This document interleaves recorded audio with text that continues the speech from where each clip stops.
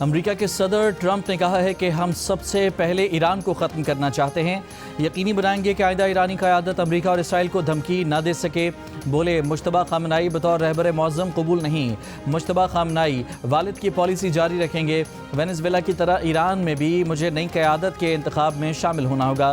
امریکہ کا اب تک 30 سے زائد ایرانی بحری جہاز ڈبونے کا دعویٰ۔ سینٹرل کمانڈ کے کمانڈر نے کہا کہ ایران کے بیلسٹک میزائل حملوں میں 90% اور ڈرون حملوں میں 83% تک کمی آئی ہے۔ اگلے مرحلے میں ایران کی میزائل پیداوار صلاحیت ختم کر دیں گے۔ صدر ٹرمپ کی جانب سے دی گئی 1 ماہ کی ڈیڈ لائن کے برعکس امریکی وزیر جنگ کا کہنا تھا کہ ایران جنگ 8 ہفتے یا زیادہ بھی جاری رہ سکتی ہے۔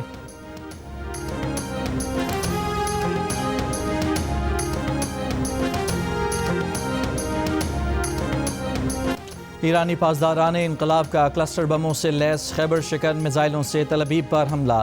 روسی میڈیا کے مطابق ایران نے اسرائیل پر ایک ساتھ درجنوں ڈرونز اور میزائلوں سے حملہ کیا۔ تل ابیب کی فضائی صورتحال براہ راست دکھانے والے کیمرے کو عین اس وقت نیچے کر کے سڑک دکھائی جانے لگی جب فضاؤں میں ایرانی میزائل داخل ہوئے۔ حملے کے وقت تل ابیب میں سائرن بھی نہیں بجائے گئے۔ بحرین پر بھی حملے، دارالحکومت منامہ کے 2 ہوٹل اور رہائشی عمارت نشانہ بنے، جانی نقصان نہیں ہوا۔ ایرانی ڈرونز کا خلیج عمان میں امریکی طیارہ بردار جہاز ابراہم لنکن پر حملہ۔ روسی میڈیا کے مطابق ایرانی حملے کے بعد امریکی طیارہ بردار جہاز خلیج سے دور چلا گیا۔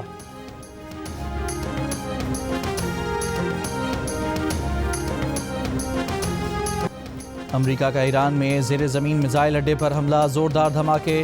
ایران کے بوشہر فضائی اڈے پر بھی حملہ، آگ کا گولہ بلند۔ اسرائیلی اور امریکی حملوں میں ایران کے 13 صحت مراکز نشانہ بنائے جا چکے۔ عالمی ادارے صحت نے تصدیق کر دی۔ ادارے کے مطابق ان حملوں میں ایران کے 4 ہیلتھ ورکرز شہید اور 25 زخمی ہوئے۔ اسرائیل نے لبنان میں بھی ایک صحت مرکز کو نشانہ بنایا۔ تہران میں فٹ بال اسٹیڈیم بھی تباہ کر دیا گیا۔ ایران پر اسرائیلی اور امریکی حملے مسلسل 6 روز بھی جاری۔ اسرائیل کا اصفہان میں طیاروں کو نشانہ بنانے والے ایرانی فضائی دفاعی نظام کو تباہ کرنے کا دعویٰ۔ ایرانی شہر قم میں بیلسٹک میزائل لانچر کو بھی نشانہ بنایا گیا۔ اسرائیل کا ایران جنگ کے اگلے مرحلے کے آغاز کا اعلان۔ اسرائیلی آرمی چیف نے کہا سرپرائز دیں گے، بقیہ ایرانی قیادت اور فوجی صلاحیتوں کو ختم کیا جائے گا۔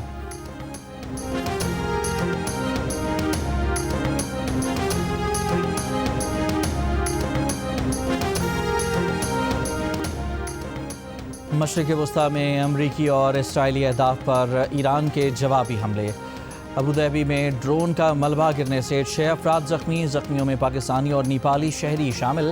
قطر کے دارالحکومت دوحہ میں بھی شدید دھماکے سنے گئے۔ قطر کا کہنا ہے کہ ایران کے داغے گئے 13 میزائل اور 4 ڈرون حملوں کو ناکام بنایا گیا ہے۔ ایک میزائل قطر کی سمندری حدود میں گرا۔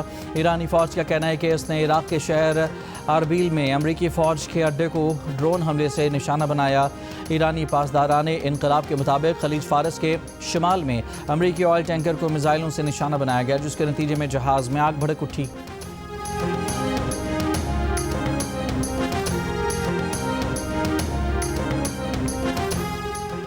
ایران کے پڑوسی ملک آذربائیجان میں بھی میزائل اور ڈرون آ گرے۔ ایران نے آذربائیجان پر حملے کی تردید کر دی۔ میزائل اور ڈرون آذربائیجان کے علاقے نخجوان میں گرے، 2 افراد زخمی ہوئے۔ آذری حکام کا بدلہ لینے کا اعلان۔ اس سے پہلے ایران ترکیے پر بھی میزائل حملے کی تردید کر چکا ہے۔ ایران نے کہا تھا کہ وہ ترکیے کے علاقائی خود مختاری کا احترام کرتا ہے۔ ایران سعودی کمپنی آرامکو کی تنصیبات پر حملے کی بھی تردید کر چکا۔ سعودی عرب، قبرص، ترکیے اور آذربائیجان پر حملے ایران نے نہیں کیے تو کس نے کیے؟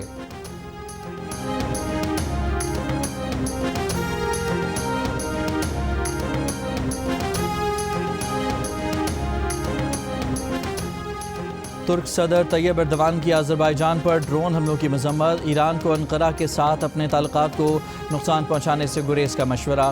انقرہ میں صدارتی محل میں افطار عشائیے سے خطاب میں ترک صدر نے کہا کہ کسی کو بھی ایسا غلط رویہ نہیں اپنانا چاہیے جو ہمسائیگی اور برادرانہ تعلقات کے اصولوں کو مجروح کرے۔ ایران نے سعودی عرب کی جانب سے اس کے خلاف اپنی سرزمین استعمال نہ کرنے کے اعلان پر سعودی عرب کا شکریہ ادا کر دیا۔ سعودی عرب میں ایرانی سفیر علی رضا عنایتی نے کہا کہ سعودی عرب نے ایران کے خلاف اپنی فضائی، بحری اور علاقائی حدود استعمال نہ کرنے کا اعلان کیا ہے، جس پر ایران سعودی عرب کا شکر گزار ہے۔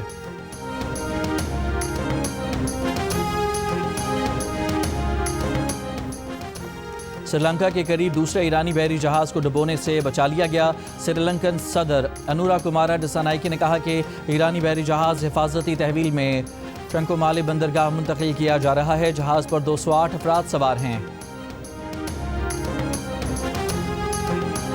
ایرانی وزیر خارجہ عباس چراغچی کی ایرانی جنگی بحری جہاز کو نشانہ بنانے کی شدید مذمت۔ کہا ایرانی جہاز بھارتی بحریہ کا مہمان تھا جس میں تقریباً 130 سیلرز سوار تھے۔ ان کے الفاظ لکھ لیں، امریکہ کو اس کے عمل پر سخت افسوس ہوگا۔ ممکنہ زمینی حملے پر رد عمل میں کہا کہ ہم ان کے منتظر ہیں، ہر صورتحال کے لیے تیار ہیں۔ زمینی کارروائی دشمن کے لیے تباہ کن ہوگی۔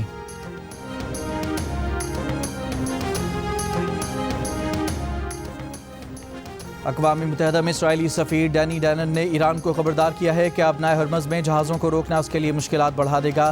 ہر گزرتے دن کے ساتھ ایران کی حملہ کرنے کی صلاحیت کم ہو رہی ہے، وہ کمزور سے کمزور تر ہوتا جا رہا ہے۔ اسرائیل اور امریکہ کے لیے ایران میں اپنا کام ختم کرنا دنوں کی بات ہے۔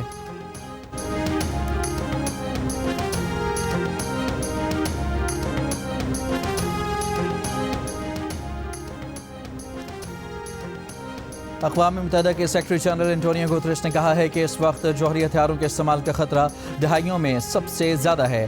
عالمی تناؤ، فوجی اخراجات بڑھ رہے ہیں، جدید ٹیکنالوجی تنازعات کو مزید مہلک بنا رہی ہے۔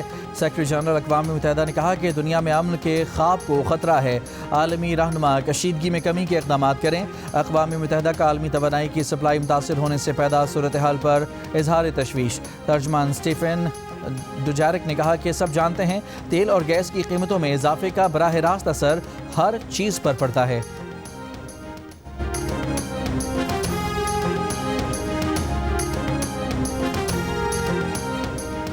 قطر نے پاکستان کو LNG کی سپلائی روک دی۔ پاکستان LNG کی لوڈ مینجمنٹ پر مجبور۔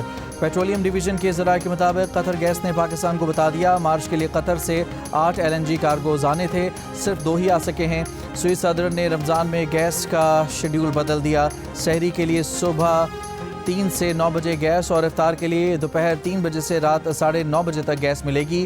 سوئی ناردن کا صنعتوں اور گھریلو صارفین کو گیس کی فراہمی جاری رکھنے کا اعلان۔ ملک میں پیٹرولیم مصنوعات کی فراہمی بھی متاثر ہونے کا خدشہ۔ مقامی ریفائنریز وعدے کے مطابق پیٹرولیم مصنوعات فراہم نہیں کر رہے۔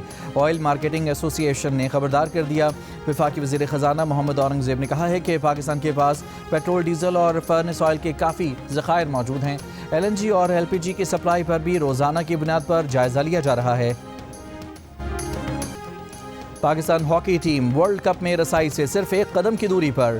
ورلڈ کپ کوالیفائرز کے سیمی فائنل میں آج پاکستان کا مقابلہ جاپان سے ہوگا۔ کامیابی کی صورت میں پاکستان ٹیم کا ورلڈ کپ کا ٹکٹ پکا، شکست کی صورت میں ہاکی ٹیم کے ساتھ بھی اگر مگر کا چکر شروع ہو جائے گا۔ قومی ٹیم کے کپتان عماد بٹ جاپان کے خلاف سیمی فائنل میں کامیابی کے لیے پرامید۔ کہا سیمی فائنل جیت کر قوم کو ورلڈ کپ کھیلنے کا تحفہ دیں گے۔ کپتان نے بھرپور سپورٹ کرنے پر وزیر داخلہ محسن نقوی کا بھی شکریہ ادا کیا۔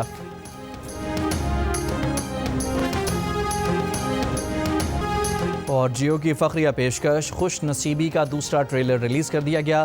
محبتوں کی انمول داستان مایہ ناز ڈائریکٹر بدر محمود اور ارسلان ذیشان کی مشترکہ کاوش ہے۔